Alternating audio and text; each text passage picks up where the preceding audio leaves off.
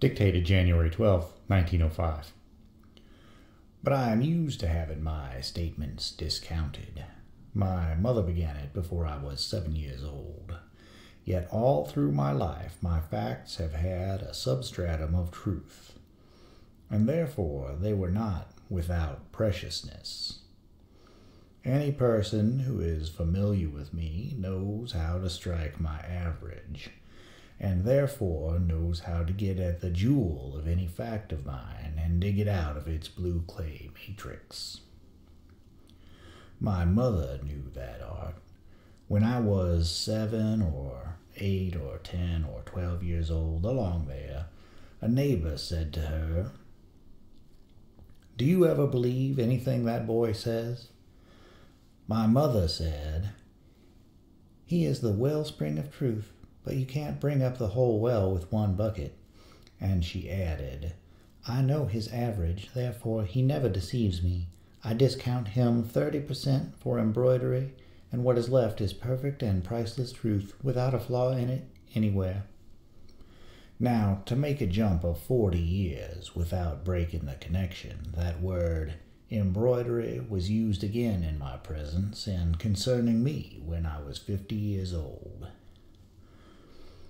One night at Reverend Frank Goodwin's house in Hartford at a meeting of the Monday Evening Club. The Monday Evening Club still exists. It was founded about 45 years ago by that theological giant, Reverend Dr. Bushnell, and some comrades of his, men of large intellectual caliber and more or less distinction, local or national. I was admitted to membership in it in the fall of 1871, and was an active member thenceforth until I left Hartford in the summer of 1891. The membership was restricted in those days to 18, possibly 20. The meetings began about the 1st of October and were held in the private houses of the members every fortnight thereafter, throughout the cold months until the 1st of May. Usually there were a dozen members present, sometimes as many as 15. There was an essay and a discussion. The essayists followed each other in alphabetical order through the season. The essayist could choose his own subject and talk 20 minutes on it, from MS or orally according to his preference. Then the discussion followed, and each member present was allowed 10 minutes in which to express his views. The wives of these people were always present. It was their privilege. It was also their privilege to keep still. They were not allowed to throw any light upon the discussion. After the discussion, there was a supper and talk and cigars. This supper began at 10 o'clock promptly, and the company broke up and went away at midnight. At least they did except upon one occasion. In my recent birthday speech, I remarked upon the fact that I have always bought cheap cigars, and that is true. I have never bought costly ones. Well, that night at the club meeting, as I was saying, George, our colored butler, came to me when the supper was nearly over, and I noticed that he was pale. Normally, his complexion was a clear black and very handsome, but now it had modified to old amber. He said, "Mr. Clemens, what are we going to do? There is not a cigar in the house but those old Wheeling Long Nines. Can't nobody smoke them but you. They kill at 30 yards. It is too late to telephone. We couldn't get any cigars from out from town. What can we do? Ain't it best to say nothing and let on that we didn't think?" "No," I said, "that would not be honest. Fetch out the Long Nines," which he did. I had just come across these Long Nines a few days or a week before. I hadn't seen a Long Nine for years, when I was a cub pilot on the Mississippi in the late 50s. I had had a great affection for them, because they were not only, to my mind, perfect, but you could get a basketful of them for a cent, or a dime. They didn't use cents out there in those days. So when I saw them advertised in Hartford, I sent for 1,000 at once. They came out to me in badly battered and disreputable-looking old square pasteboard boxes, 200 in a box. George brought a box which was caved in on all sides, looking the worst it could, and began to pass them around. The conversation had been brilliantly animated up to that point. But now a frost fell upon the company, that is to say, not all of a sudden, but the frost fell upon each man as he took up a cigar and held it poised in the air, and therefore, in the middle of his sentence, broke off. That kind of thing went on all around the table, until when George had completed his crime, the whole place was full of a thick solemnity of silence. Those men began to light the cigars. Reverend Dr. Parker was the first man to light. He took 3 or 4 heroic whiffs, then gave it up. He got up with the remark that he had to go out to the bedside of a sick parishioner. He started out. Reverend Dr. Burton was the next man. He took only 1 whiff and followed Parker. He furnished a pretext, and you could see by the sound of his voice that he didn't think much of the pretext, and was vexed with Parker for getting in ahead with a fictitious ailing client. Reverend Mr. Twitchell followed, and said he had to go now because he must take the midnight train for Boston. Boston was the first place that occurred to him, I suppose.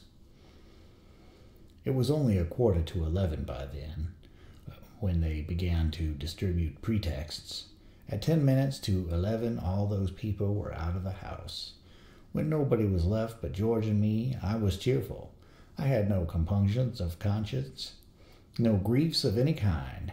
But George was beyond speech, because he held the honor and credit of the family above his own, and he was ashamed that this smirch had been put upon it. I told him to go to bed and try to sleep it off. I went to bed myself. At breakfast in the morning, when George was passing a cup of coffee, I saw it tremble in his hand. I knew by that sign that there was something on his mind. He brought the cup to me and asked, impressively, "Mr. Clemens, how far is it from the front door to the upper gate?" I said, "It is 125 steps." He said, "Mr. Clemens, you can start at the front door, and you can go plumb to the upper gate and tread on one of them cigars every time." It wasn't true in detail, but in essentials it was. The subject under discussion on the night in question was dreams. The talk passed from mouth to mouth in the usual serene way. I do not now remember what form my views concerning dreams took at the time. I don't remember now what my notion about dreams was then. But I do remember telling a dream by way of illustrating some detail of my speech. And I also remember that when I finished it, Reverend Dr. Burton made that doubting remark which contained that word I have already spoken of having been uttered by my mother. In some such connection, 40 or 50 years before, I was probably engaged in trying to make those people believe that now and then, by some accident or otherwise, a dream which was prophetic turned up in the dreamer's mind. The date of my memorable dream was about the beginning of May, 1858. It was a remarkable dream, and I had been telling it several times every year for more than 15 years. And now I was telling it again here in the club. In 1858, I was a steerman on board the swift and popular New Orleans and St. Louis packet, Pennsylvania. Captain Kleinfelter. I had been lent to Mr. Brown, one of the pilots of the Pennsylvania.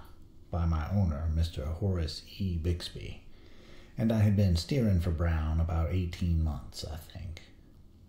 Then, in the early days of May 1858, came a tragic trip, the last trip of that fleet and famous steamboat. I have told all about it in one of my books called Old Times on the Mississippi, but it is not likely that I told the dream in that book.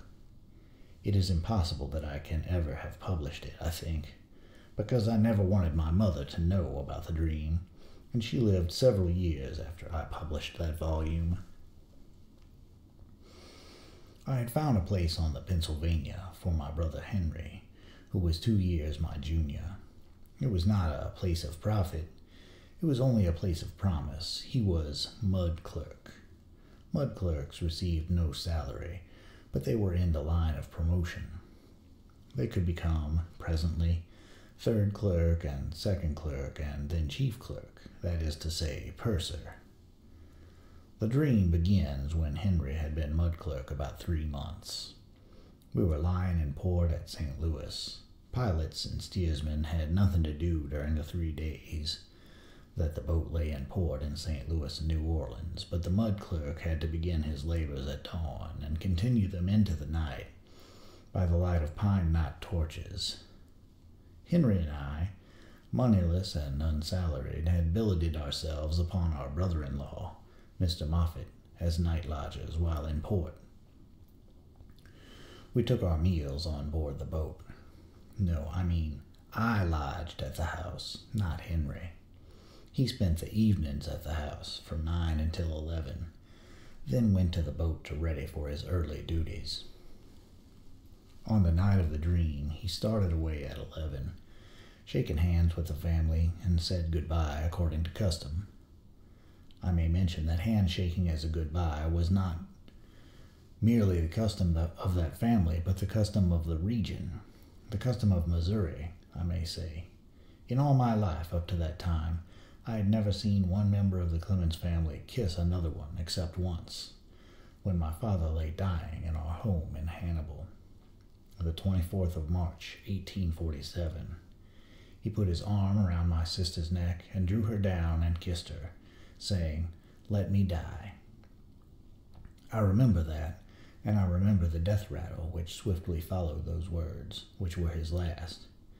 These goodbyes of Henry's were always executed in the family sitting room on the second floor, and Henry went from that room and downstairs without further ceremony, but this time my mother went with him to the head of the stairs and said goodbye again. As I remember it, she was moved to this by something in Henry's manner, and she remained at the head of the stairs while he descended. When he reached the door, he hesitated, and climbed the stairs and shook hands goodbye once more. In the morning, when I awoke, I had been dreaming, and the dream was so vivid, so like reality, that it deceived me, and I thought it was real. In the dream, I had seen Henry a corpse. He lay in a metallic burial case. He was dressed in a suit of my clothing, and on his breast lay a great bouquet of flowers, mainly white roses, with a red rose in the center. The casket stood upon a couple of chairs. I dressed and moved toward that door, thinking I would go in there and look at it, but I changed my mind. I thought I could not yet bear to meet my mother. I thought I would wait a while and make some preparation for that ordeal. The house was in Locust Street, a little above 13th, and I walked to 14th and to the middle of the block beyond, before it suddenly flashed upon me that there was nothing real about this. It was only a dream. I can still feel something of the grateful upheaval of joy of that moment, and I can also still feel the remnant of doubt, the suspicion that maybe it was real after all. I returned to the house almost on a run, flew up the stairs 2 or 3 steps at a jump, and rushed into that sitting room, and was made glad again, for there was no casket there. We made the usual eventless trip to New Orleans. No, it was not eventless, for it was on the way down that I had the fight with Mr. Brown, which resulted in his requiring that I be left ashore at New Orleans. In New Orleans, I always had a job. It was my privilege to watch the freight piles from 7 in the evening until 7 in the morning and get $3 for it. It was a 3-night job and occurred every 35 days. Henry always joined my watch about 9 in the evening, when his own duties were ended, and we often walked my rounds and chatted together until midnight. This time we were to part, and so the night before the boat sailed, I gave Henry some advice. I said, "In case of disaster to the boat, don't lose your head. Leave that unwisdom to the passengers. They are competent. They'll attend to it. But you rush for the hurricane deck and astern to one of the lifeboats lashed at the aft wheelhouse, and obey the mate's orders. Thus you will be useful. When the boat is launched, give such help as you can in getting the women and children to it, and be sure you don't try to get into it yourself. It is summer weather. The river is only a mile wide, as a rule, and you can swim that without any trouble." 2 or 3 days afterward, the boat's boilers exploded at Ship Island, below Memphis, early one morning, and what happened afterward I have already told in Old Times on the Mississippi. As related there, I followed the Pennsylvania about a day later on another boat, and we began to get news of the disaster at every port we touched at, and so by the time we reached Memphis, we knew all about it. I found Henry stretched upon a mattress on the floor of a great building along with 30 or 40 other scalded and wounded persons, and was promptly informed by some indiscreet person that he had inhaled steam, that his body was badly scalded, and that he would live but a little while. Also, I was told that the physicians and the nurses were giving their whole attention to persons who had a chance of being saved. They were short-handed in the matter of physicians and nurses, and Henry and such others as were considered to be fatally hurt, were receiving only such attention as could be spared, from time to time, from the more urgent cases. But Dr. Peyton, a fine and large-hearted old physician of great reputation in the community, gave me his sympathy and took vigorous hold of the case, and in about a week he had brought Henry around. Dr. Peyton never committed himself with prognostications which might not materialize, but at 11 o'clock one night he told me that Henry was out of danger and would get well. Then, he said, at midnight, these poor fellows lying here and there all over this place will begin to mourn and mutter and lament and make outcries, and if this commotion should disturb Henry, it will be bad for him. Therefore, ask the physician on watch to give him 1/8 of a grain of morphine, but this is not to be done unless Henry shall show signs that he is being disturbed. Oh well, never mind the rest of it. The physicians on watch were young fellows hardly out of medical college, and they made a mistake. They had no way of measuring the 1/8 of a grain of morphine, so they guessed it and gave him a vast quantity heaped on the end of a knife blade, and the fatal effects were soon apparent. I think he died about dawn. I don't remember as to that. He was carried to the dead room, and I went away for a while to a citizen's house and slept off some of my accumulated fatigue. And meantime, something was happening. The coffins provided for the dead were of unpainted white pine, but in this instance some of the ladies of Memphis had made up a fund of $60 and bought a metallic case. And when I came back and entered the dead room, Henry lay in that open case, and he was dressed in a suit of my clothing. He had borrowed it without my knowledge during our last sojourn in St. Louis, and I recognized instantly that my dream of several weeks before was here exactly reproduced, so far as these details went. And I think I missed one detail, but that one was immediately supplied, for just then an elderly lady entered the place with a large bouquet consisting mainly of white roses, and in the center of it was a red rose, and she laid it on his breast. I told the dream there in the club that night, just as I have told it here.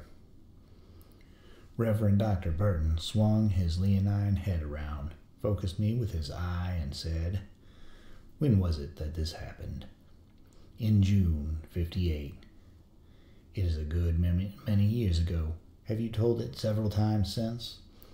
"Yes, I have. A good many times." "How many?" "Why, I don't know how many." "Well, strike an average. How many times a year do you think you have told it?" "Well, I've told it as many as 6 times a year, possibly oftener." "Very well, then you've told it, we'll say 70 or 80 times since it happened." "Yes," I said. "That's a conservative estimate." "Now then, Mark, a very extraordinary thing happened to me a great many years ago, and I used to tell it a number of times, a good many number of times, every year, for it was so wonderful that it always astonished the hearer, and that astonishment gave me a distinct pleasure every time.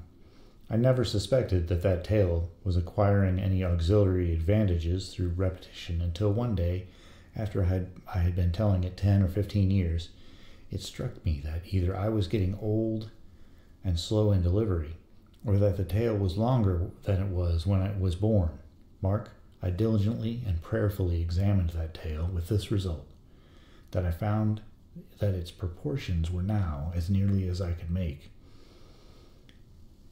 1 part fact, straight fact pure and undiluted, golden fact, and 24 parts embroidery. I never told that tale afterwards. I was never able to tell it again, for I had lost confidence in it, and so the pleasure of telling it was gone, and gone permanently. How much of this tale of yours is embroidery?" "Well," I said, "I don't know. I don't think any of it is embroidery. I think it is all just as I've stated it, detail by detail." "Very well," he said.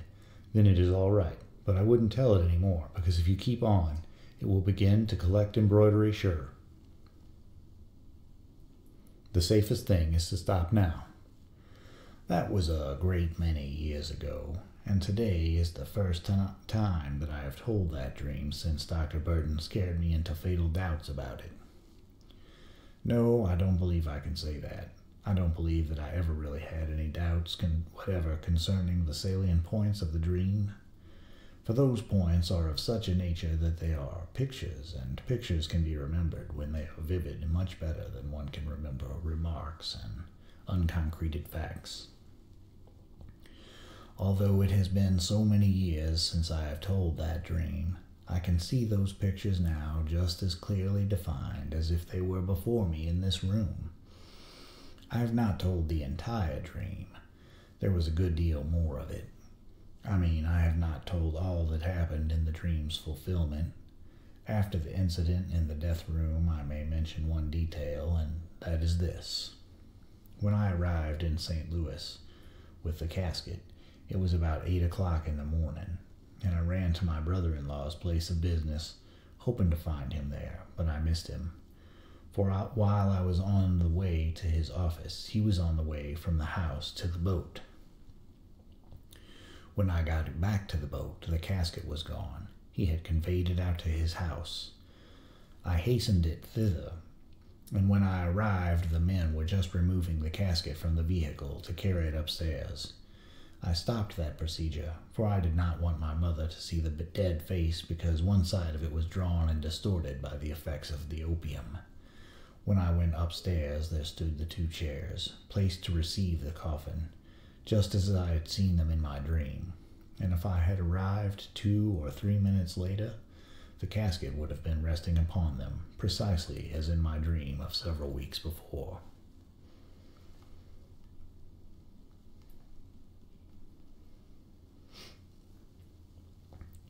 From Susie's Biography of Me. September 9th, 1885. Mama is teaching Jean a little natural history and is making a little collection of insects for her, but Mama does not allow Jean to kill any insects. She only collects those insects that are found dead. Mama has told us all, particularly Jean, to bring her all the little dead insects that she finds. The other day, as we were all sitting at supper, Jean broke into the room and ran triumphantly up to Mamma and presented her with a plate full of dead flies.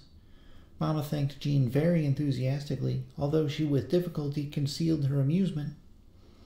Just then, Sour Mash entered the room, and Jean, believing her hungry, asked Mamma for permission to give her the flies. Mamma laughingly consented, and the flies almost immediately disappeared. Monday, October 15th, 1906. Sour Hash's presence indicates that this adventure occurred at Quarry Farm. Susie's biography interests itself pretty exclusively with historical facts. Where they happen is not a matter of much concern to her. When other historians refer to the Bunker Hill Monument, they know it is not necessary to mention that monument is in Boston. Susie recognizes that when she mentions Sour Mash, it is not necessary to localize her. To Susie, Sour Mash is the Bunker Hill Monument of Quarry Farm. Ordinary cats have some partiality for living flies, but none for dead ones. Susie does not trouble herself to apologize for Sour Mash's eccentricities of taste. This biography was for us, and Susie knew that nothing that Sour Mash might do could startle us or need explanation, we being aware that she was not an ordinary cat, but moving upon a plane far above the prejudices and superstitions which are law to common catdom. Once in Hartford, the flies were so numerous for a time and so troublesome that Mrs. Clemens conceived the idea of paying George a bounty on all the flies he might kill. The children saw an opportunity here for the acquisition of sudden wealth. They supposed that their mother merely wanted to accumulate dead flies for some aesthetic or scientific reason or other, and they judged that the more flies she should get, the happier she would be. So they went into business with George on a commission. Straight away the dead flies began to arrive in such quantities that Mrs. Clemens was pleased beyond words with the success of her idea. Next, she was astonished that one house could furnish so many. She was paying an extravagantly high bounty, and it presently began to look as if by this addition to our expenses we were now probably living beyond our income.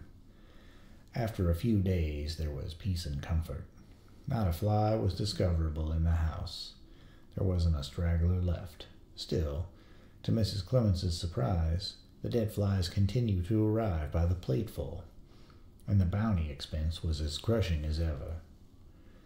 Then she made inquiry and found that our innocent little rascals had established a fly trust and hired all the children in the neighborhood to collect flies on a cheap and unburdensome commission. Mrs. Clemens's experience in this matter was a new one for her, but the governments of the world had tried it and wept over it and discarded it every half-century since man was created. Any government could have told her that the best way to increase wolves in America, rabbits in Australia, and snakes in India is to pay a bounty on their scalps. Then every patriot goes to raising them. From Susie's biography of me, September 10th, 1885. The other evening, Clara and I brought down our new soap bubble water, and we all blew soap bubbles. Papa blew his soap bubbles and then filled them with tobacco smoke, and as the light shone on, they took very beautiful opaline colors. Papa would hold them and then let us catch them in our hand, and they felt delightful to the touch. The mixture of the smoke and water had a singularly pleasant effect. It is human life. We are blown upon the world. We float buoyantly upon it, upon the summer air a little while, complacently showing off our grace of form and our dainty iridescent colors. Then we vanish with a little puff, leaving nothing behind but a memory, and sometimes not even that.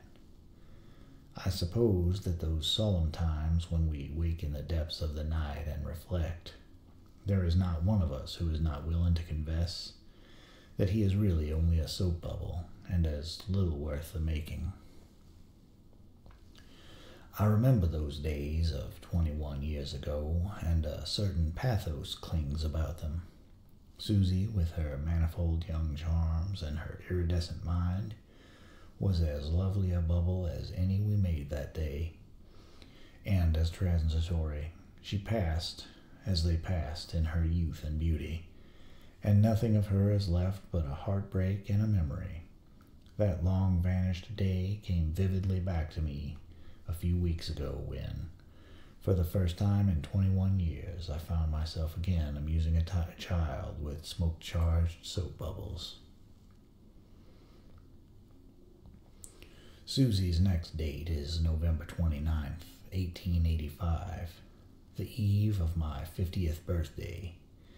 It seems a good while ago. I must have been rather young for my age then, for I was trying to tame an old-fashioned bicycle 9 feet high. It is to me almost unbelievable, at my present stage of life, that there have really been people willing to trust themselves upon a dizzy and unstable altitude like that, and that I was one of them. Twitchell and I took lessons every day.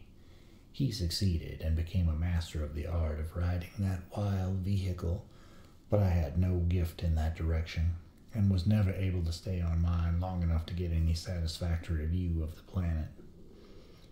Every time I tried to steal a look at a pretty girl or any other kind of scenery, that single moment of inattention gave the bicycle the chance it had been waiting for, and I went over the front of it and struck the ground on my head or my back before I had time to realize that something was happening. I didn't always go over the front way. I had other ways and practiced them all. But no matter which way was chosen for me, there was always one monotonous result. The bicycle skinned my leg and leapt up into the air and came down on top of me. Sometimes its wires were so sprung by this violent performance that it had the collapsed look of an umbrella that had had a misunderstanding with a cyclone. After each day's practice, I arrived at home with my skin hanging in ribbons from my knees down. I plastered the ribbons on where they belonged, and bound them there with handkerchiefs steeped in Pond's extract, and was ready for more adventures next day. It was always a surprise to me that I had so much skin, and that it held out so well. There was always plenty, and I soon came to understand that the supply was going to remain sufficient for all my needs. It turned out that I had 9 skins, in layers, one atop the other like the leaves of a book, and some of the doctors said it was quite remarkable. I was full of enthusiasm over this insane amusement. My teacher was a young German from the bicycle factory, a gentle, kindly, patient creature with a pathetically grave face. He never smiled. He never made a remark. He always gathered me up tenderly when I plunged off and helped me on again without a word. When he had been teaching me twice a day for 3 weeks, I introduced a new gymnastic, one that he had never seen before, and so at last a compliment was wrung from him, a thing which I had been risking my life for days to achieve. He gathered me up and said mournfully, "Mr. Clemens, you can fall off a bicycle in more different ways than any person I ever saw before." A boy's life is not all comedy. Much of the tragic enters into it. The drunken tramp mentioned in Tom Sawyer or Huck Finn, who was burned up in the village jail, lay upon my conscience 100 nights afterward and filled them with hideous dreams. Dreams in which I saw his appealing face as I had seen it in the pathetic reality, pressed against the window bars, with the red hell glowing behind him. A face which seemed to say to me, "If you had not given me the matches, this would not have happened. You were responsible for my death." I was not responsible for it, for I had meant him no harm, but only good, when I let him have the matches. But no matter, mine was a trained Presbyterian conscience, and knew but the one duty, to hunt and harry its slave upon all pretexts and all occasions, particularly when there was no sense or reason in it. The tramp, who was to blame, suffered 10 minutes, I, who was not to blame, suffered 3 months. The shooting down of poor old Smar in the main street at noonday supplied me with some more dreams, and in them I always saw again the grotesque closing picture, the great family Bible spread open on the profane old man's breast by some thoughtful idiot, and rising and sinking to the labored breathings, and adding the torture of its leaden weight to the dying struggles. We are curiously made. In all the throng of gaping and sympathetic onlookers, there was not one with common sense enough to perceive that an anvil would have been in better taste there than the Bible, less open to sarcastic criticism, and swifter in its atrocious work. In my nightmares I gasped and struggled for breath under the crush of that vast book for many a night. All within the space of a couple years we had 2 or 3 other tragedies, and I had the ill luck to be too near by on each occasion. There was the slave man who was struck down with a chunk of slag for some small offense. I saw him die. And the young California immigrant who was stabbed with a bowie knife by a drunken comrade. I saw the red life gush from his breast. And the case of a rowdy young Hyde brothers and their harmless old uncle. One of them held the old man down with his knees on his breast, while the other one tried repeatedly to kill him with an Allen revolver which wouldn't go off.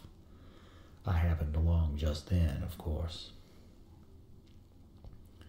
Then there was the case of the young California immigrant who got drunk and proposed to raid the Welshman's house all alone one dark and threatening night.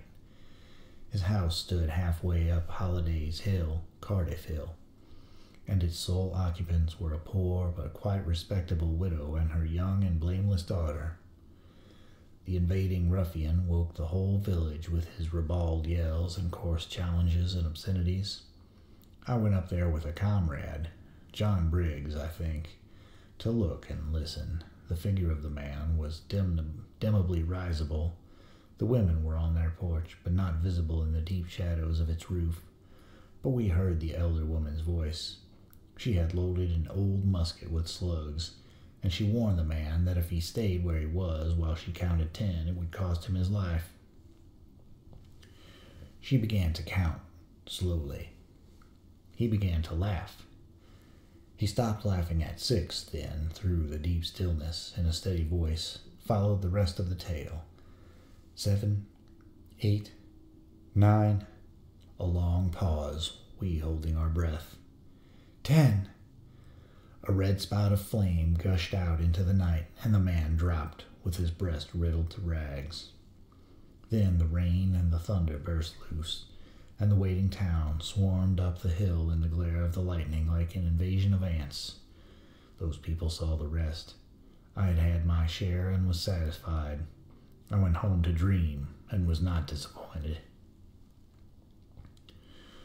My teaching and training enabled me to see deeper into these tragedies than an ignorant person could have done. I knew what they were for. I tried to disguise it from myself, but down in the secret deeps of my heart I knew, and I knew that I knew. They were inventions of Providence to beguile me to a better life. It sounds curiously innocent and conceited now, but to me there was nothing strange about it. It was quite in accordance with the thoughtful and judicious ways of Providence as I understood them. It would not have surprised me, nor even overflattered me, if Providence had killed off that whole community in trying to save an asset like me. Educated as I had been, it would have seemed just the thing, and well worth the expense. Why Providence should take such an anxious interest in such a property, that idea never entered my head, and there was no one in that simple hamlet who would have dreamed of putting it there. For one thing, no one was equipped with it.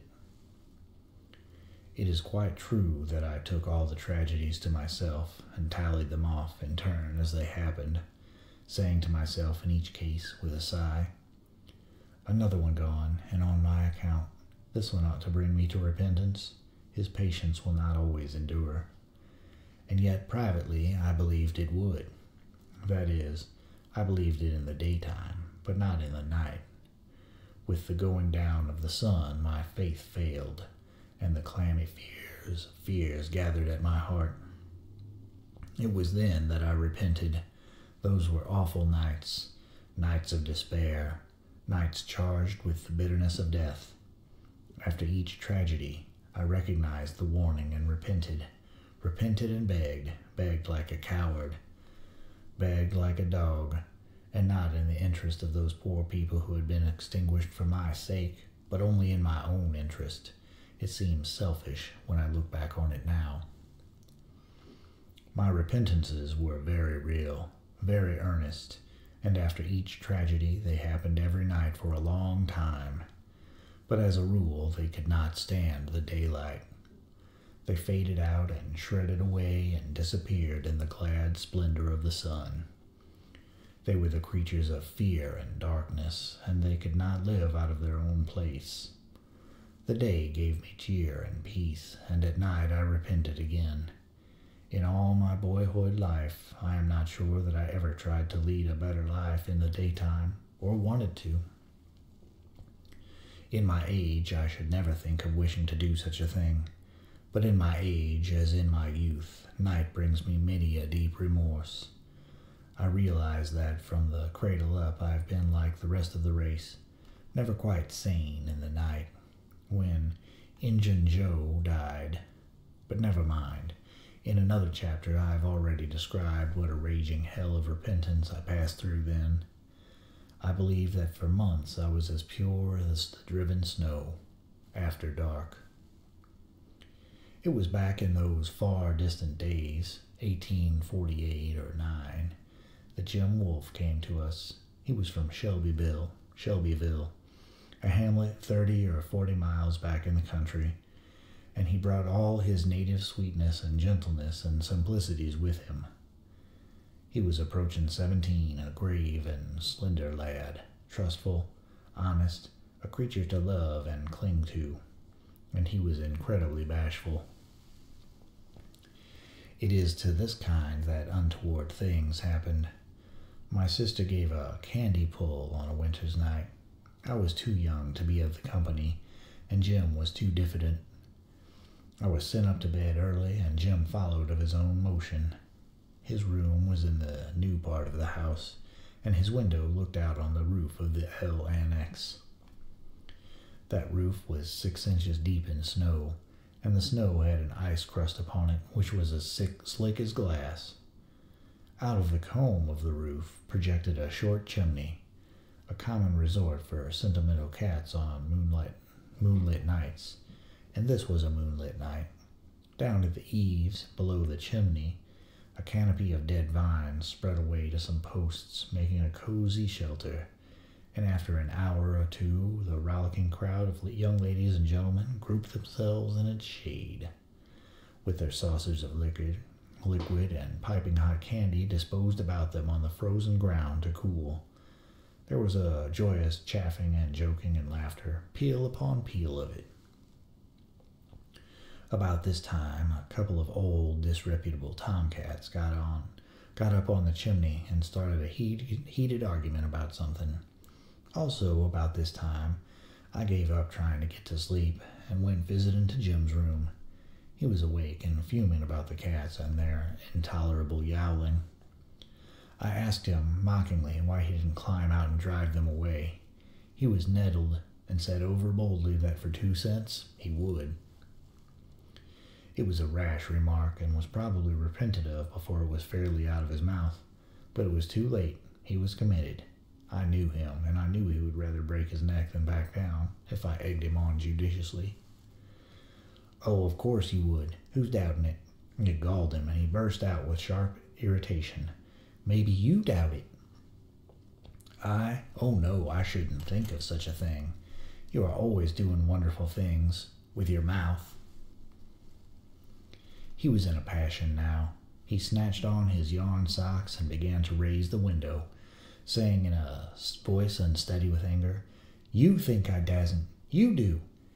Think what you blame, please. I don't care what you think. I'll show you." The window made him rage. It wouldn't stay up. I said, "Never mind, I'll hold it." Indeed, I would have done anything to help. I was only a boy, and was already in a radiant heaven of anticipation. He climbed carefully out, clung to the windowsill until his feet were safely placed, then began to pick his perilous way on all fours along the glassy comb, a foot and a hand on each side of it. I believe I enjoy it now as much as I did then, yet it was a good deal over 50 years ago.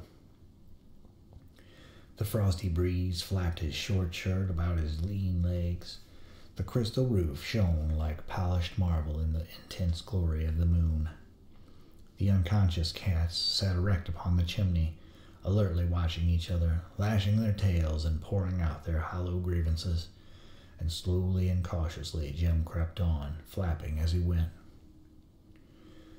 The gay and frolicsome young creatures under the vine canopy, unaware and outraging these solemnities with their misplaced laughter. Every time Jim slipped, I had a hope, but always on he crept and disappointed it.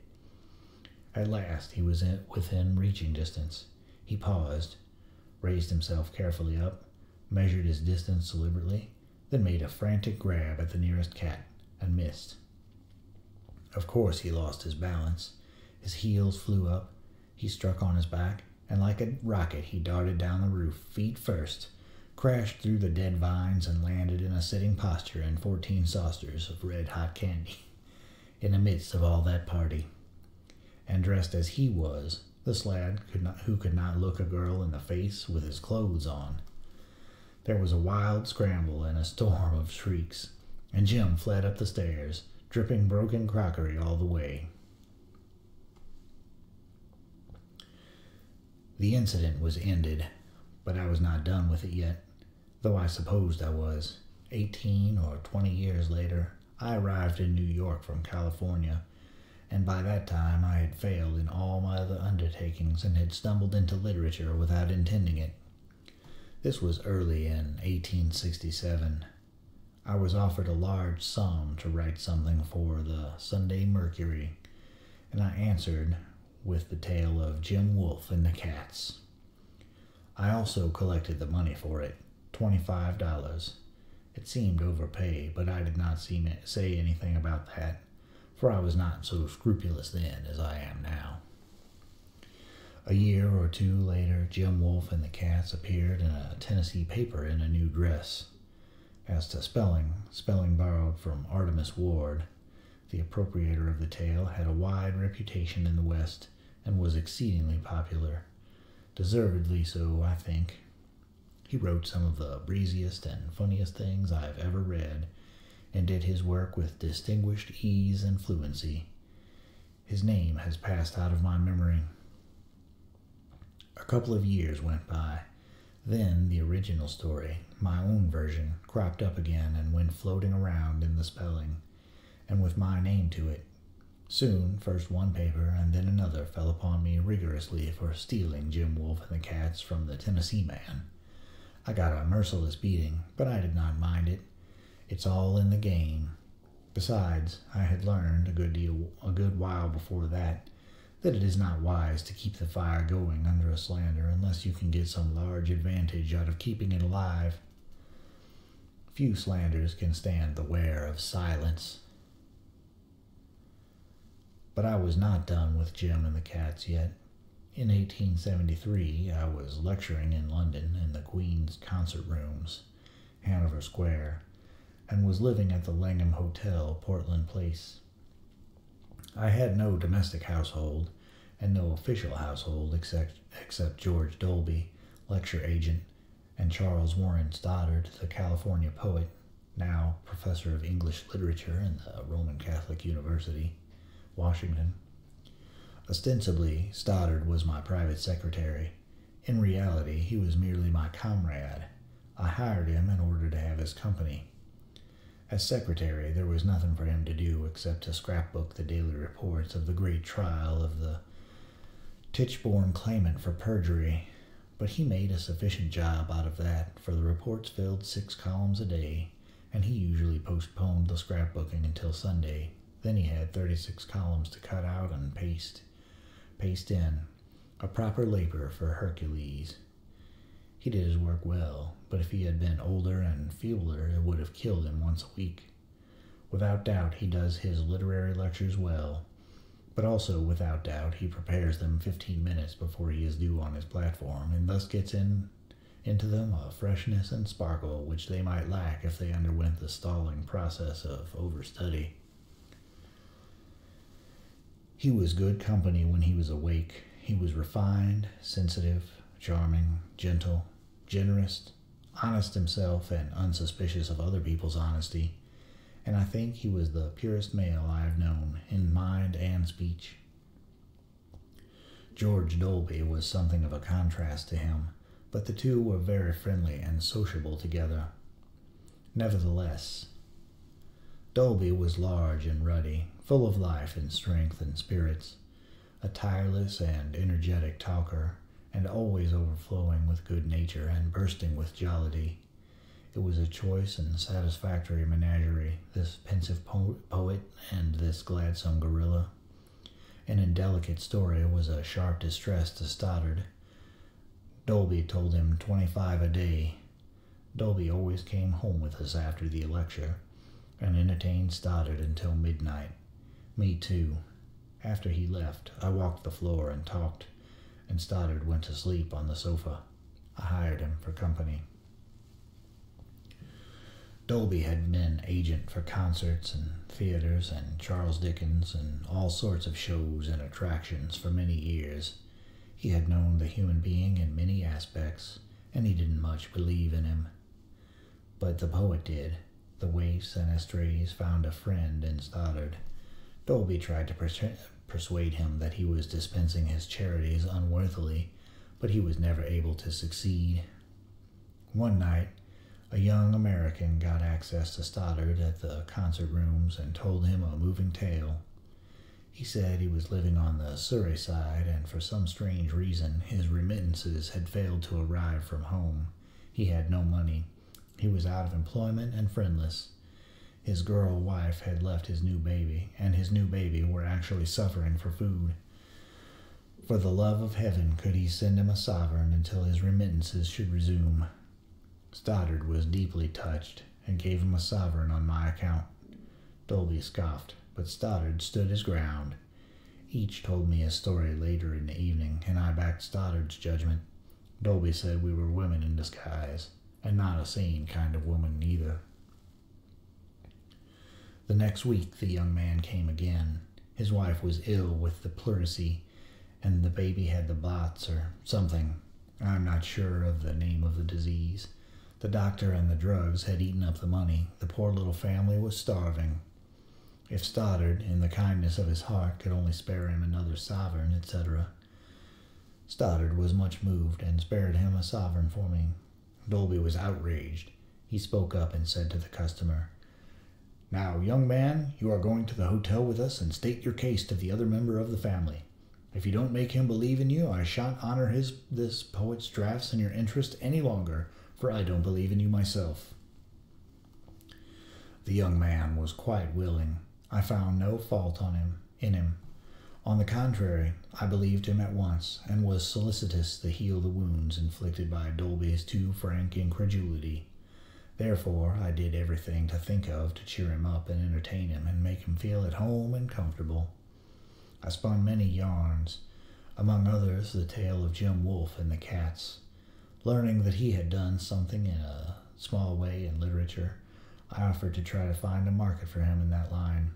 His face lighted joyfully at that, and he said that if I could only sell a small manuscript to Tom Hood's annual for him, it would be the happiest event of his sad life, and he would hold me in grateful remembrance always. That was a most pleasant night for the three of us, but Dolby was disgusted and sarcastic. Next week the baby died. Meantime, I had spoken to Tom Hood and gained his sympathy. The young man had sent his manuscript to him, and the very day the child died, the money for the manuscript came, 3 guineas. The young man came with a poor little strip of crepe around his arm and thanked me, and said that nothing could have been more timely than that money, and that his poor little wife was grateful beyond words for the service I had rendered. He wept, and in fact Stoddard and I wept with him, which was but natural. Also, Dolby wept. At least he wiped his eyes and wrung out his handkerchief, and sobbed stertorously, and made other exaggerated shows of grief. Stoddard and I were ashamed of Dolby, and tried to make the young man understand that he meant no harm. It was only his way. The young man said sadly that he was not minding it. His grief was too deep for other hurts, and he was only thinking of the funeral and the heavy expenses, which we cut that short and told him not to trouble about it. Leave it all to us. Send the bills to Mr. Dolby and... Yes, said Dolby, with a mock tremor in his voice. Send them to me, and I will pay them. What, are you going? You must not go alone in your worn and broken condition. Mr. Stoddard and I will go with you. Come, Stoddard. We will comfort the bereaved mamma and give a lock of the baby's hair. It was shocking. We were ashamed of him again, and said so, but he was not disturbed. He said, Oh, I know his kind. The woods are full of them. I'll make this offer. If he will show me his family, I will give him 20 pounds. Come. The young man said he would not remain to be insulted, and he said good night and took his hat. But Dolby said he would go with him and stay by him until he found the family. Stoddard went along to soothe the young man and modify Dolby. They drove across the river and all over Southwark, but did not find the family. At last the young man confessed that there wasn't any. The thing he sold to Tom Hood's annual was Jim and the Cats, and he did not put my name to it. So that small tale was sold 3 times. I am selling it again now. It is one of the best properties I have come across. Chapter 18. Dictated December 21st, 1906. I wish to insert here some pages of Susie's biography of me, in which the biographer does not scatter, according to her custom, but sticks pretty steadily to a single subject, until she has fought it to a finish. February 27, 86. Last summer, while we were out at Elmira, an article came out in the Christian Union by name, What ought he to have done? What ought he to have done?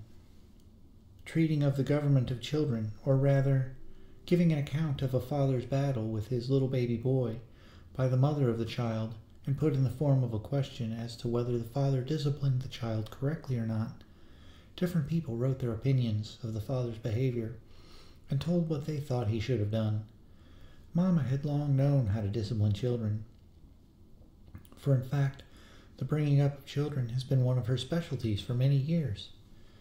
She had a great many theories, but one of them was that if a child was big enough to be naughty, it was big enough to be whipped, and here we all agreed with her.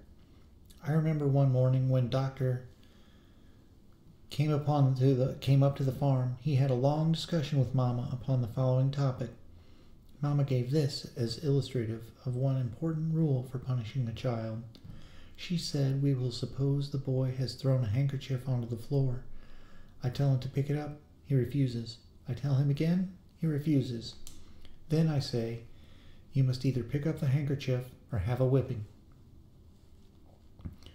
My theory is never to make a child have a whipping and pick up the handkerchief too. I say, if you do not pick it up, I must punish you. If he doesn't, he gets the whipping. But I pick up the handkerchief. If he does, he gets no punishment. I tell him to do a thing if he obeys. If he obeys me, he is punished for so doing, but not forced to obey me afterwards.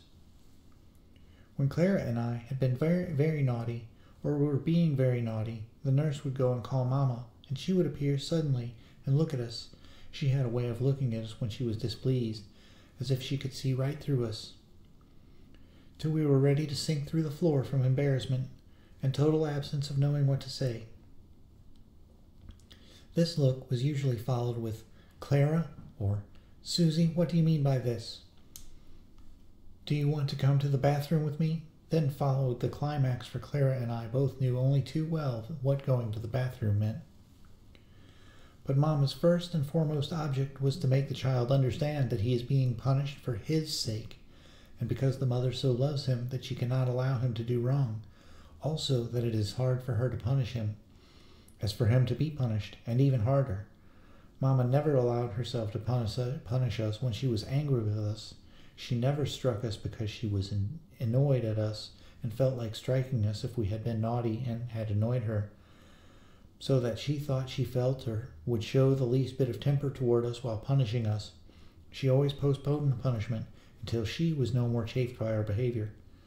She never humored herself by striking or punishing us because or while she was the least bit annoyed with us. Our very worst naughtinesses were punished by being taken to the bathroom and being whipped by the paper cutter. But after the whipping was over, Mama did not allow us to leave until we were perfectly happy and perfectly understood why we had been whipped. I never remember having felt the least bit bitterly toward Mama for punishing me. I always felt I had deserved my punishment and was much happier for having received it. For after Mama had punished us and shown us her displeasure, she showed no signs of further displeasure, but acted as if we had not displeased her in any way. Ordinary punishments answered very well for Susie. She was a thinker and would reason out the purpose for them, apply the lesson, and achieve the reform required. But it was much less easy to devise punishments that would reform Clara. This was because she was a philosopher who was always turning her attention to finding something good and satisfactory and entertaining in everything that came her way. Consequently, it was sometimes pretty discouraging to the troubled mother to find that after all her pains and thought and inventing what she meant to be a severe and reform-compelling punishment, the child had entirely missed the severities through her native disposition to get interest and pleasure out of them as novelties. The mother, in her anxiety to find a penalty that would take sharp hold and do its work effectively, at last resorted with a sore heart and a reproachful conscience to that punishment which the incorrigible criminal in the penitentiary dreads above all other punitive miseries which the warden inflicts upon him for his good. Solitary confinement in the dark chamber. The grieved and worried mother shut Clara up in a very small clothes closet and went away and left her there for 15 minutes. It was all that the mother heart could endure. Then she came back and softly listened for the sobs, but there weren't any. There were muffled and inarticulate sounds, but they could not be construed into sobs. The mother waited half an hour longer.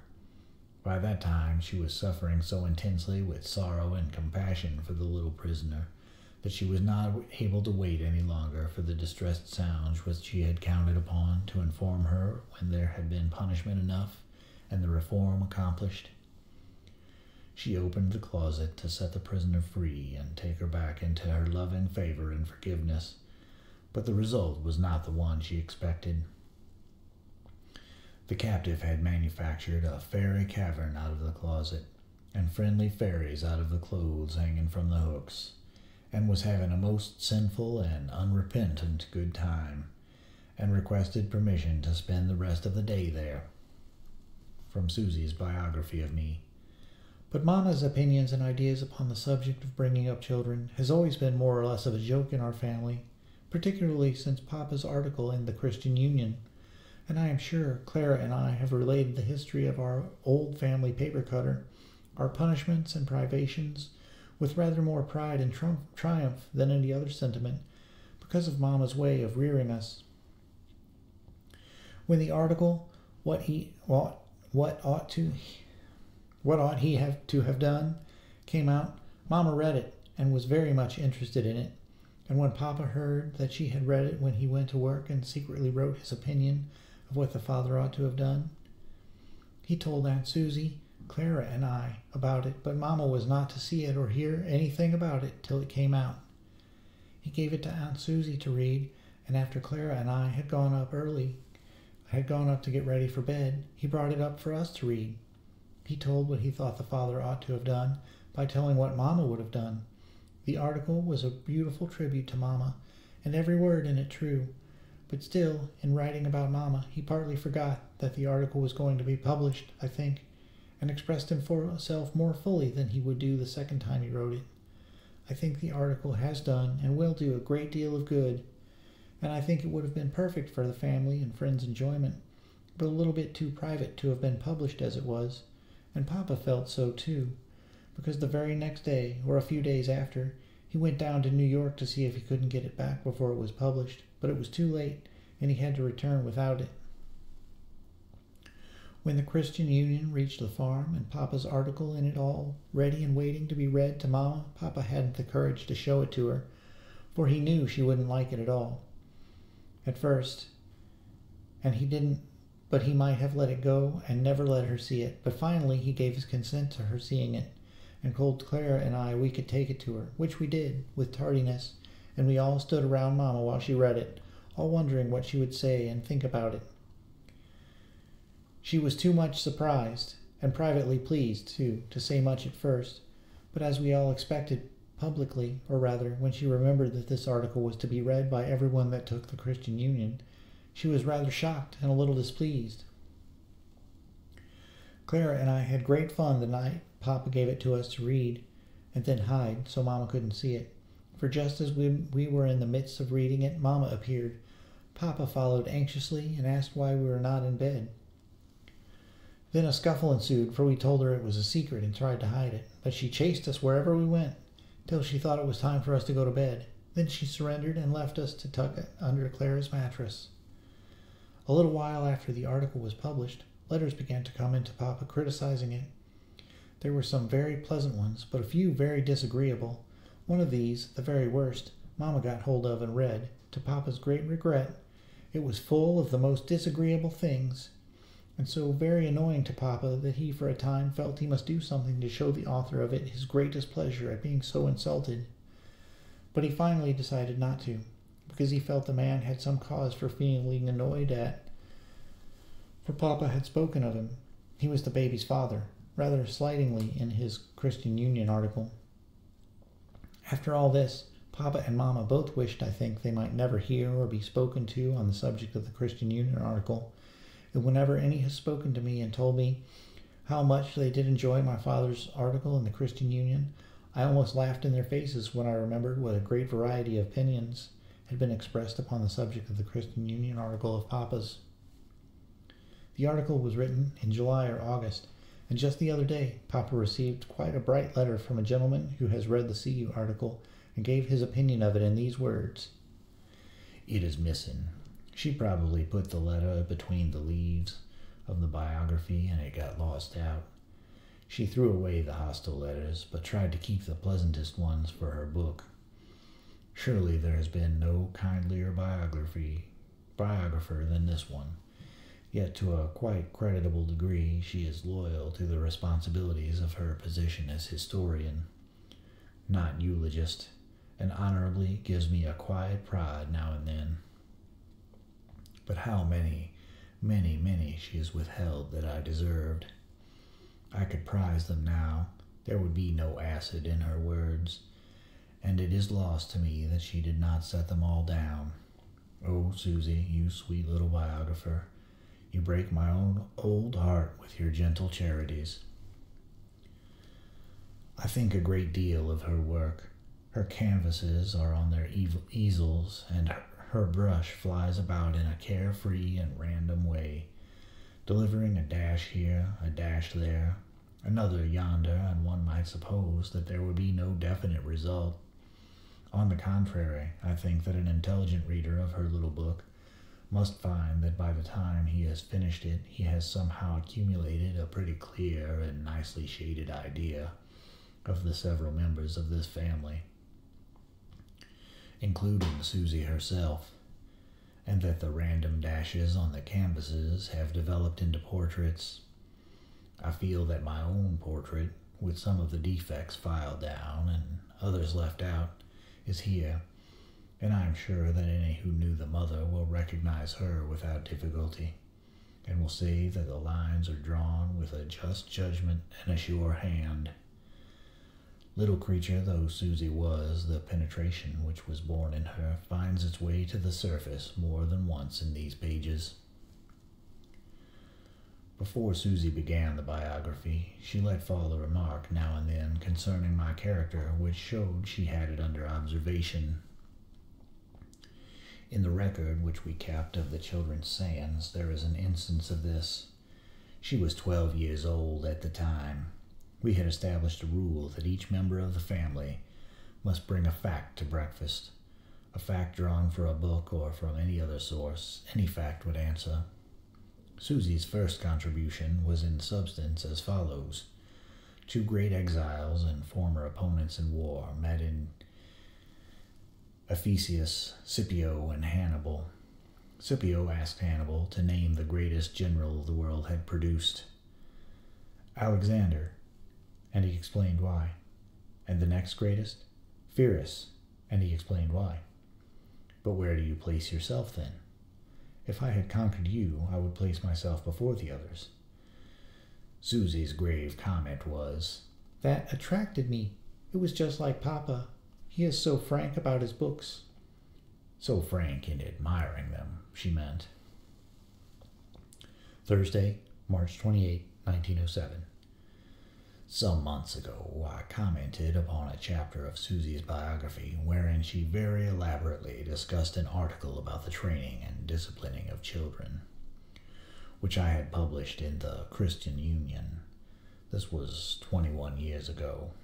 An article which was full of worshipful praises of Mrs. Clemens as a mother, and which little Clara and Susie and I had been hiding from this lovely and admirable mother because we knew she would disapprove of public and printed praises of herself.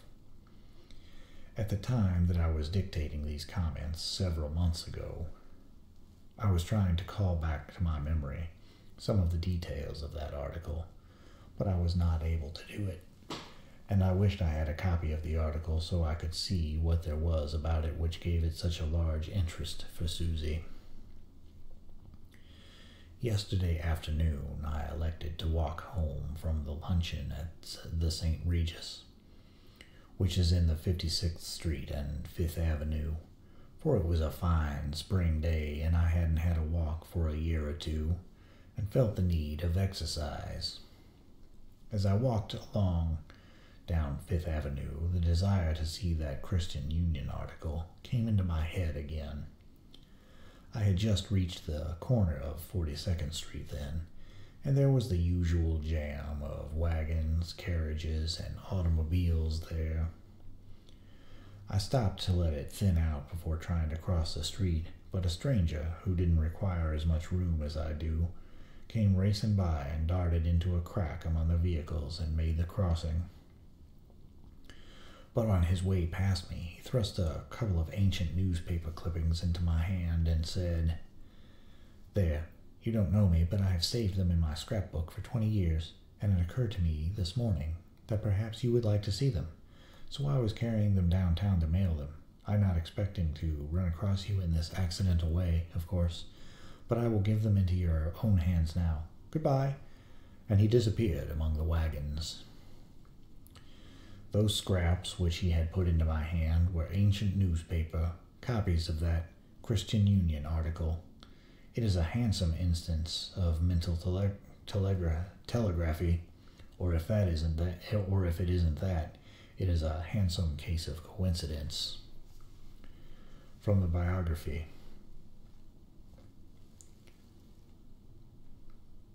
March 14th, 86. Mr. Lawrence Barrett and Mr. and Mrs. Hutton were here a little while ago, and we had a very interesting visit from them. Papa said Mr. Barrett never had acted so well before when he had seen him, and he did the first night he was staying with us. And Mrs. Dash said she never had seen an actor on the stage whom she more wanted to speak with. Papa has been very much interested of late in the mind cure theory, and in fact, so have we all. A young lady in town has worked wonders by using the mind cure upon people. She is constantly busy now, curing people's diseases in this way, and curing her own even, which seems to me the most remarkable of all. A little while past, Papa was delighted with the knowledge of what he thought the best way of curing a cold, which was by starving it. This starving did work beautifully and freed him from a great many severe colds. Now he says it wasn't the starving that helped his colds, but the trust in the starving, the mind cure connected with the starving. I shouldn't wonder if we finally became firm believers in the mind cure.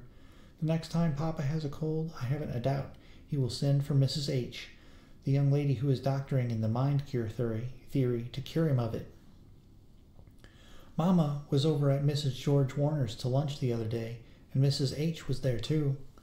Mama asked if anything as natural as nearsightedness could be cured, and she said, oh yes, just as well as other diseases. When Mama came home, she took me into her room and told me that perhaps my nearsightedness could be cured by the mind cure, and that she was going to have me try the treatment anyway. There could be no harm in it. And there might be great good. If her plan succeeds, there certainly will be a great deal in mind cure, to my opinion, for I am very nearsighted, and so is Mama, and I never expected there could be any more cure for it than for blindness. But now I don't know what there's a cure for that. It was a disappointment. Her nearsightedness remained with her to the end. She was born with it, no doubt. Yet, strangely enough, she must have been 4 years old, or possibly 5, before we knew of its existence. It is not easy to understand how that could have happened. I discovered the defect by accident. I was halfway up the hall stairs one day at home, and was leading her by the hand, when I glanced back through the open door of the dining room and saw what I thought she would recognize as a pretty picture. It was stray Kit, the slender and the graceful, the sociable, the beautiful, the incomparable, the cat of cats, the tortoise-shell curled up as round as a wheel and sound asleep on the fire-red cover of the dining table, with a brilliant stream of sunlight falling across her. I exclaimed about it, but Susie said she could see nothing there, neither cat nor tablecloth. The distance was so slight, not more than 20 feet perhaps, that if it had been any other child, I should not have credited the statement.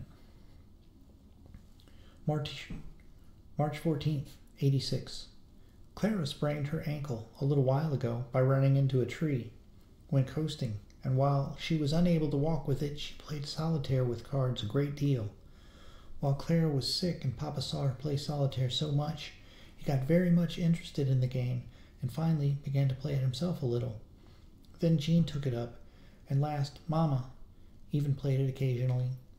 Jean's and Papa's love for it rapidly increased, and now Jean brings the cards every night to the table, and Papa and Mama help her play. And before dinner is at an end, Papa has gotten a separate pack of cards and is playing alone with great interest. Mama and Clara next are made subject to the contagious solitaire, and there are 4 solitarians at the table, while you hear nothing but fill up the place, etc. It is dreadful. After supper, Clara goes into the library and gets a little red mahogany table, and placing it under the gas fixture, seats herself and begins to play again. Then Papa follows with another table of the same description, and they play solitaire until bedtime. We have just had our Prince and Pauper pictures taken, 2 groups and some little single ones. The groups, the interview and the Lady Jane Grey scene, were pretty good. The Lady Jane scene was perfect, just as pretty as it could be. The interview was not so good, and 2 of the little single pictures were very good indeed, but one was very bad. Yet on the whole, we think they were a success. Papa has done a great deal in his life, I think. That is good, and very remarkable, but I think if he had the advantages with which he could have developed the gifts which he has made no use of in writing his books, or in any other way for other people's pleasure and benefit outside of his own family and intimate friends, he could have done more than he has, and a great deal more even. He is known to the public as a humorist, but he has much more in him that is earnest than that is humorous. He has a great keen sense of the ludicrous, notices funny stories and incidents, knows how to tell them, to improve upon them, and does not forget them. He has been through a great many of the funny adventures related in Tom Sawyer and in Huckleberry Finn himself, and he lived among just such boys, and in just such villages all the days of his early life. His Prince and Pauper is the most original and best production. It shows the most of any of his books what kind of pictures are in his mind, usually. Not that the pictures of England in the 16th century and the adventures of a little prince and the pauper are the kind of thing he mainly thinks about, but that book and those pictures represent the train of thought and imagination he would be likely to be thinking of today, tomorrow, or next day, more nearly than those given in Tom Sawyer or Huckleberry Finn. Pop can make exceedingly bright jokes, and he enjoys funny things, and when he is with people he jokes and laughs a great deal, but he is still more interested in earnest books and earnest subjects to talk upon than in humorous ones. When we are all alone at home, 9 times out of 10, he talks about some very earnest subjects, with an occasional joke thrown in, and he has a good deal more often talks upon such subjects than upon the other kind. He is as much of a philosopher as anything, I think. I think he could have done a great deal in this direction if he had studied while young, for he seems to enjoy reasoning things out, no matter what. In a great many such directions he has greater ability than in the gifts which have made him famous. Thus, at 14, she had made up her mind about me, and in no timorous or uncertain terms had she set down her reasons for her opinion. 15 years were to pass before any other cryptic critic, except Mr. Howells, I think, was to re-utter that daring opinion and print it. Right or wrong, it was a brave position for that little analyzer to take. She never withdrew it afterward, nor modified it. She has spoken of herself as lacking physical courage, and has evinced her admiration of Clara's, but she had moral courage, which is the rarest of human qualities, and she kept it functionable by exercising it. I think that in question of morals and politics she was usually on my side, but when she was not, she had her reasons and maintained her ground. 2 years after she passed out of my life, I wrote a philosophy. Of the 3 persons who have seen the manuscript, only one understood it, and all 3 condemned it. If she could have read it, she also would have condemned it, probably, in fact, but she would have understood it. It would have had no difficulties for her on that score. Also, she would have found a tireless pleasure in analyzing and discussing its problems.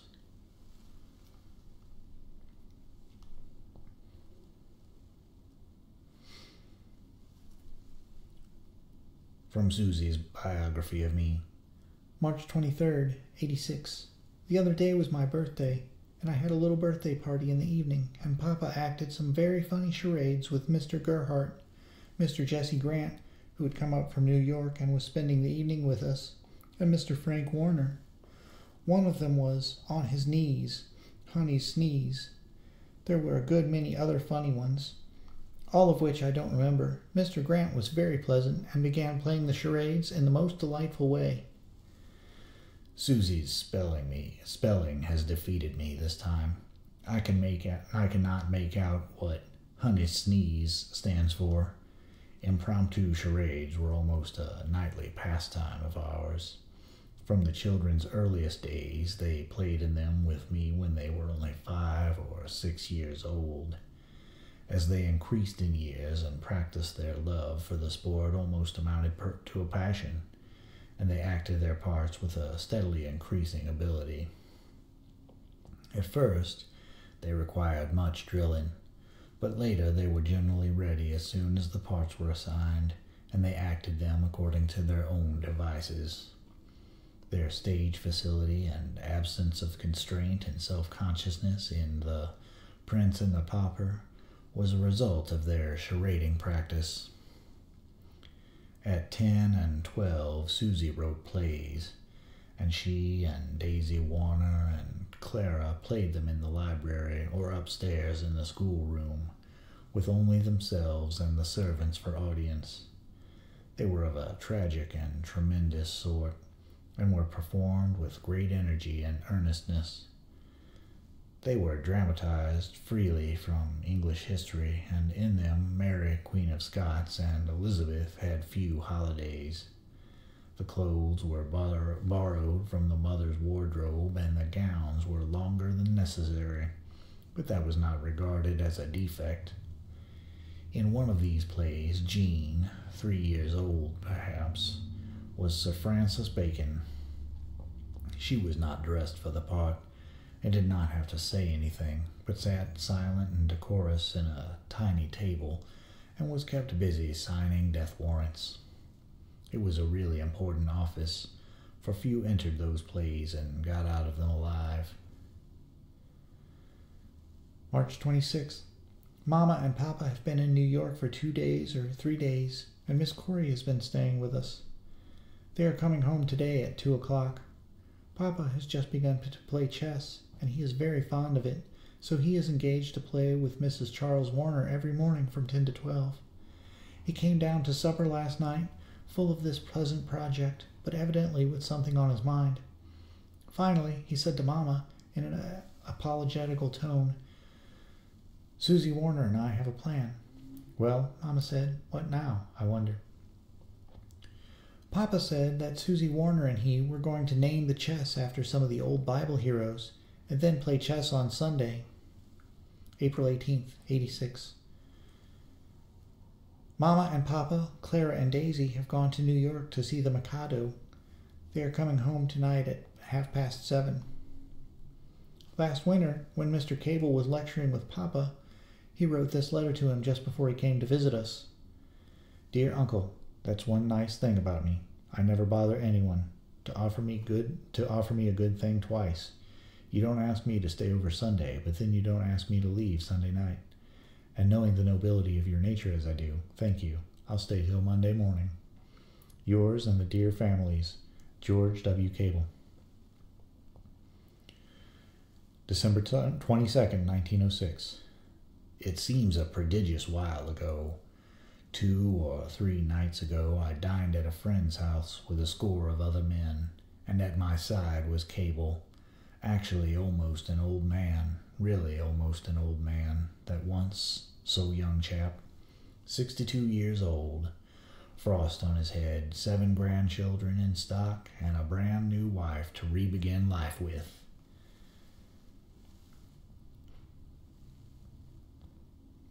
Ever since Papa and Mama were married, Papa has written his books and then taken them to Mama in manuscript, and she has expurgated them. Papa read Huckleberry Finn to us in manuscripts just before it came out, and then he would leave parts of it with Mama to expurgate while he went off up to the study to work, and sometimes Clara and I would be sitting with Mama while she was looking the manuscript over, and I remember so well with what pangs of regret we used to see her turn down the leaves of the pages, which meant that some delightfully dreadful part must be scratched out. And I remember one part particularly, which was perfectly fascinating, it was dreadful, that Clara and I used to delight in.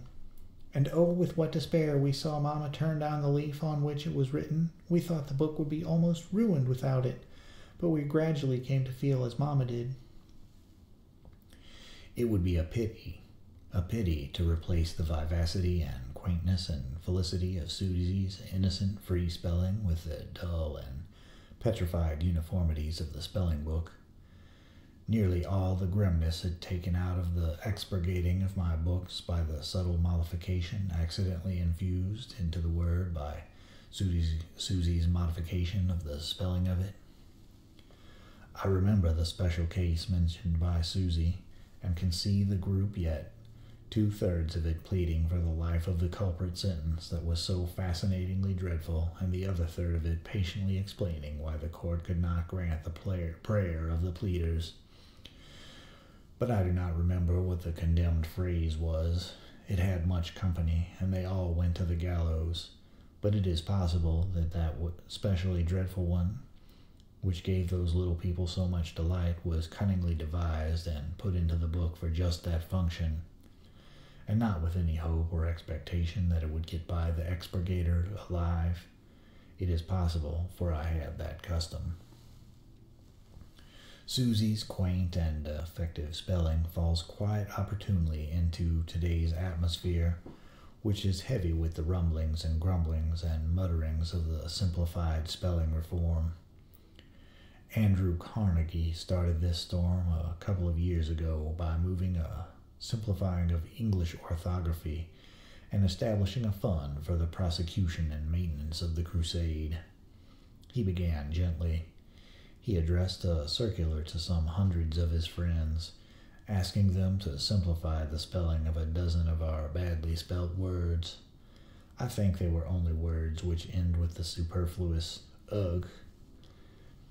He asked that these friends use the suggested spellings in their private correspondence. By this, one perceives that the beginning was sufficiently quiet and unaggressive. Next stage, a small committee was appointed, with Brander Matthews for managing director and spokesman. It issued a list of 300 words, of average silliness as to spelling, and proposed new and sane spellings for these words. The President of the United States, unsolicited, adopted these simplified 300 officially, and ordered that they be used in the official documents of the government. It was now remarked by all the educated and the thoughtful, except the clergy, that Shaw was to pay. This was most justly and comprehensively descriptive. The indignant British lion rose with a roar that was heard across the Atlantic, and stood there on his little isle, gazing red-eyed out over the glooming sea, snow-flecked with driving spindrift, and lathing his tail, a most scary spectacle to see. The lion was outraged because we, a nation of children, without any grown-up people among us, with no property in the language, but using it merely by courtesy of its owner, the English nation, were trying to defile the sacredness of it by removing from it peculiarities which had been its ornament and which had made it holy and beautiful for ages.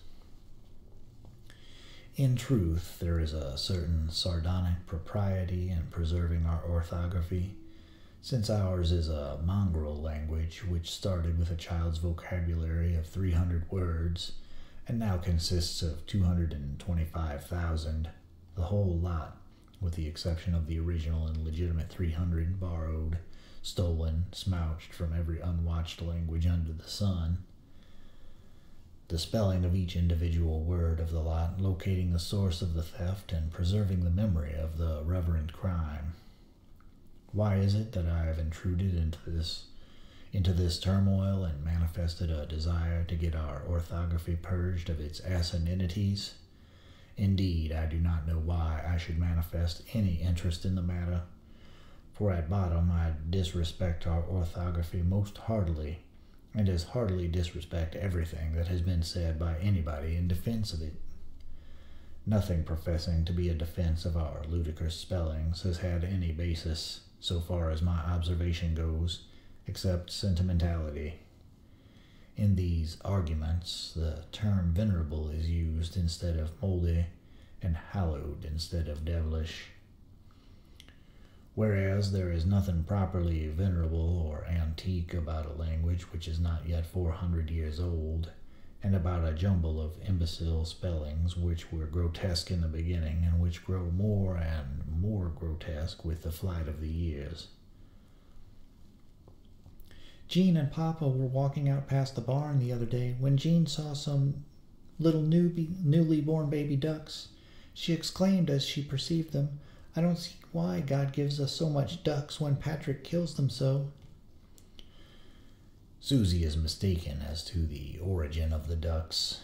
They were not a gift. I bought them. I am not finding fault with her, for that would be most unfair. She is remarkably accurate in her statements as a historian, as a rule, and it would not be best to just make much of this small slip of hers. Besides, I think it was quite a natural slip, for by heredity and habit ours was a religious household, and it was a common thing with us whenever anybody did a handsome thing, to give the credit of it to Providence without examining into the matter. This may be called automatic religion. In fact, that is what it is. It is so used to its work that you can do it without your help or even your privity. Out of all the facts and statistics that may be placed before it, it will always get the one result, since it has never been taught to seek any other.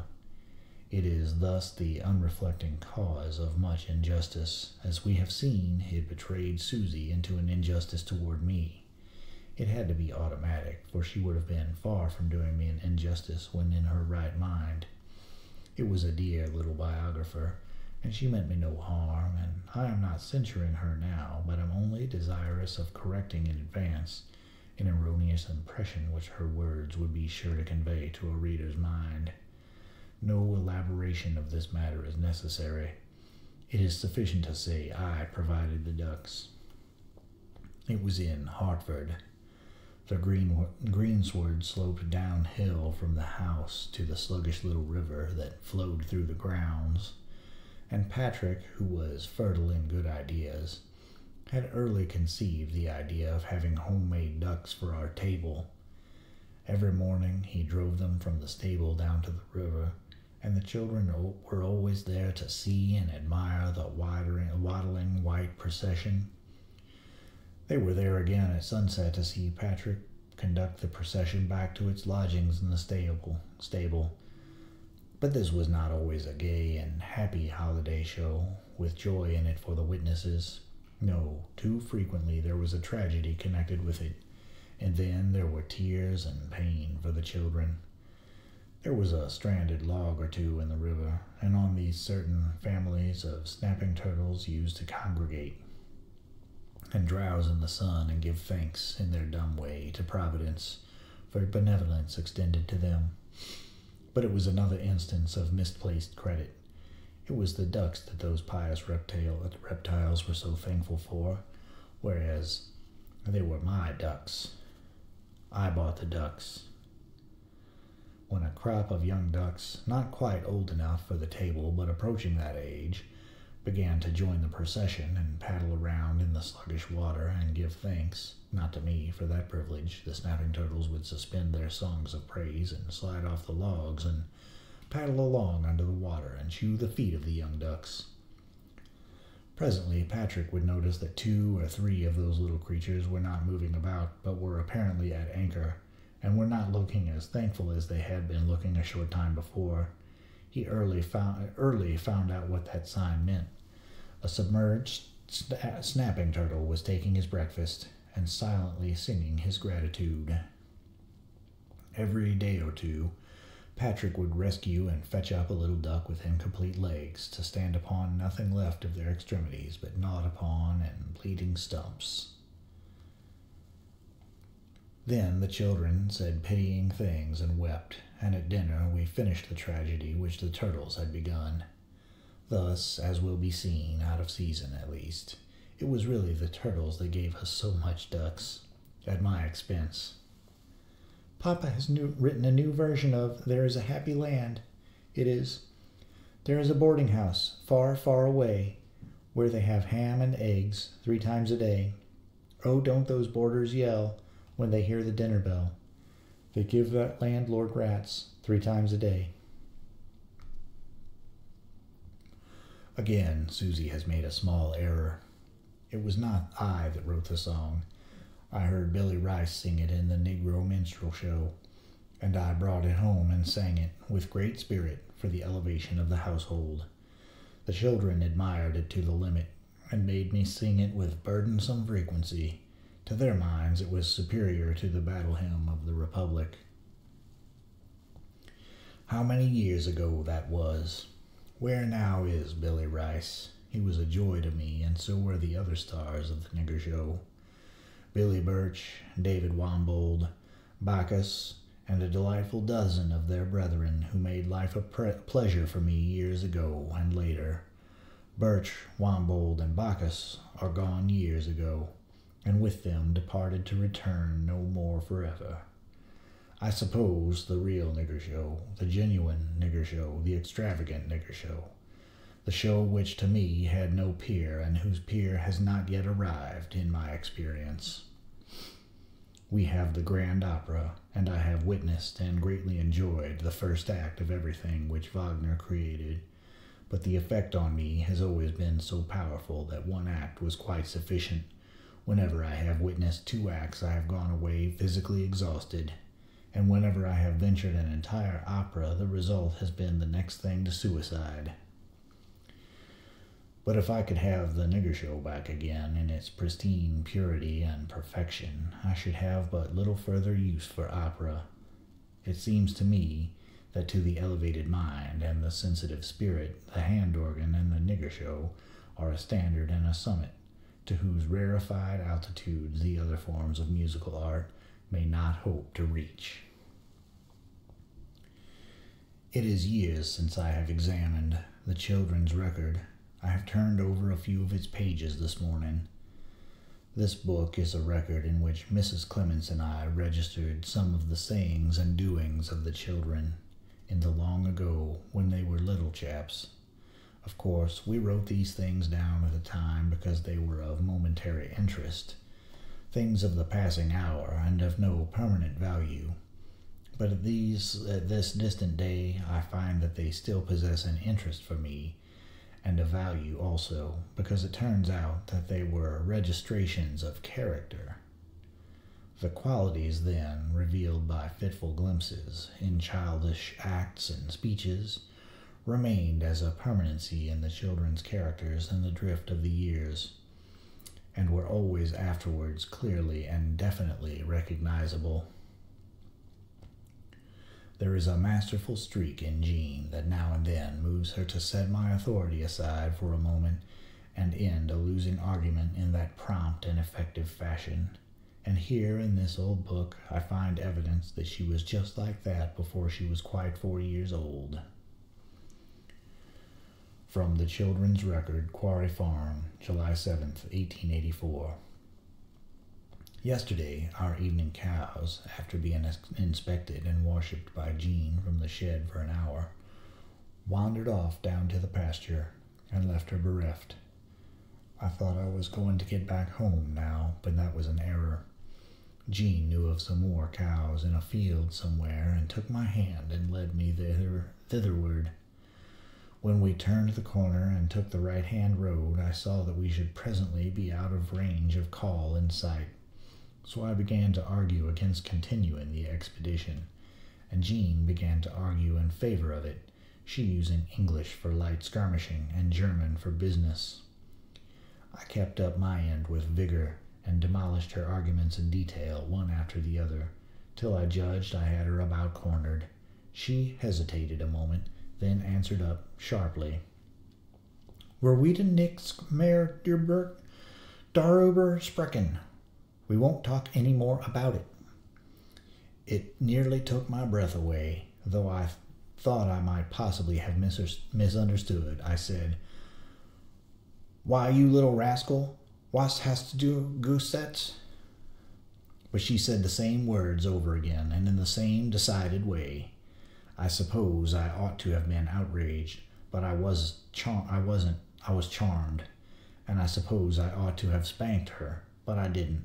I fraternized with the enemy, and we went on and spent half an hour with the cows. That incident is followed in the record by the following paragraph, which is another instance of a juvenile characteristic maintaining itself into mature age. Susie was persistently and conscientiously truthful throughout her life, with the exception of one interruption covering several months and perhaps a year. This was while she was still a little child. Suddenly, not gradually, she began to lie, not furtively, but frankly, openly, and on a scale quite disproportioned to her size. Her mother was so stunned, so nearly paralyzed for a day or two, that she did not know what to do with the emergency. Reasonings, persuasions, beseechings, all went for nothing. They produced no effect. The lying went tranquilly on. Other remedies were tried, but they failed. There is a tradition that success was finally accomplished by whipping. I think the record says so, but if it does, it is because the record is incomplete. Whipping was indeed tried, and was faithfully kept up during 2 or 3 weeks. but the results were merely temporary. The reforms achieved were discouragingly brief. Fortunately for Susie, an incident presently occurred which put a complete stop to all the mother's efforts in the direction of reform. This incident was the chance discovery in Darwin of a passage which said that when a child exhibits a sudden and unaccountable disposition to forsake the truth and restrict itself to lying, the explanation must be sought away back in the past, that an ancestor of the child had the same disease at the same tender age, that it was irremovable by persuasion or punishment, and that it had ceased as suddenly and as mysteriously as it had come, when it had run its appointed course. I think Mr. Darwin said that nothing was necessary but to leave the matter alone and let the malady have its way, and perish by the statute of limitations. We had confidence in Darwin, and after that day Susie was relieved of our reformatory persecutions. She went on lying without let or hindrance during several months, or a year. Then the lying suddenly ceased, and she became as conscientiously and exactingly truthful as she had been before the attack, and she remained so to the end of her life. The paragraph in the record to which I have been leading up to is in my handwriting, and is of a date so long posterior to the time of the lying malady that she had evidently forgotten that truth-speaking had ever had any difficulties for her. Mamma was speaking of a servant who had been pretty unveracious, but was now trying to tell the truth. Susie was a good deal surprised, and said she shouldn't think anybody would have to try to tell the truth. In the record of the children's acts and speeches, quite definitely define their characters. Susie's indicated the presence of mentality, thought, and they were generally marked by gravity. She was timid on her physical side, but had an abundance of moral courage. Clara was sturdy, independent, orderly, practical, persistent, plucky, just a little animal, and very satisfactory. Charles Dudley Warner said Susie was made of mind, and Clara of matter. When Motley, the kitten, died, someone said that the thoughts of the two children need not be inquired into. They could be divined, that Susie was wondering if this was the end of Motley, and had his life been worthwhile, whereas Clara was merely interested in seeing to it that there should be a creditable funeral. In those days, Susie was a dreamer, a thinker, a poet and philosopher, and Clara, well, Clara wasn't. After years, a passion for music developed, and the latent spirituality and intellectuality in Clara, and her practicality took second and, in fact, even third place. Jean was from the beginning orderly, steady, diligent, persistent, and remained so.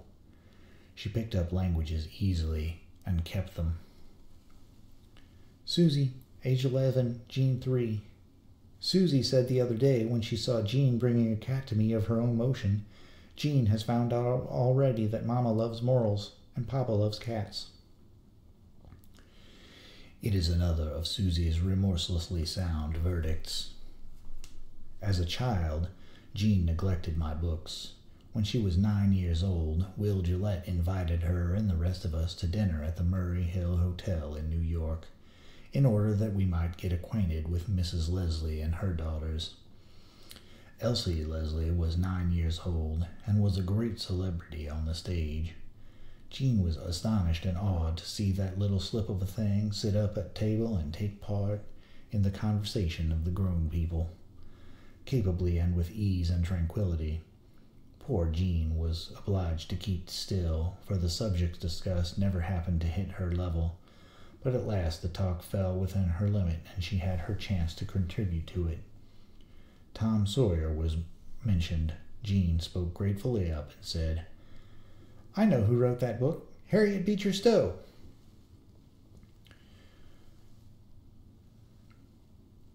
One evening, Susie had prayed. Clara was curled up for sleep. She was reminded that it was her turn to pray now. She said, "Oh, one's enough," and dropped off to slumber. Clara, 5 years old. We were in Germany. The nurse, Rosa, was not allowed to speak to the children otherwise than in German. Clara grew very tired of it, and by and by the little creature's patience was exhausted, and she said, "Aunt Clara, I wish God had made Rosa in English." Clara, 4 years old. Susie, 6. This morning, when Clara discovered that this is my birthday, she was greatly troubled because she had provided no gift for me, and repeated her sorrow several times. Finally, she went musing to the nursery, and presently returned with her newest and dearest treasure, a large toy horse, and said, "You shall have this horse for your birthday, Papa."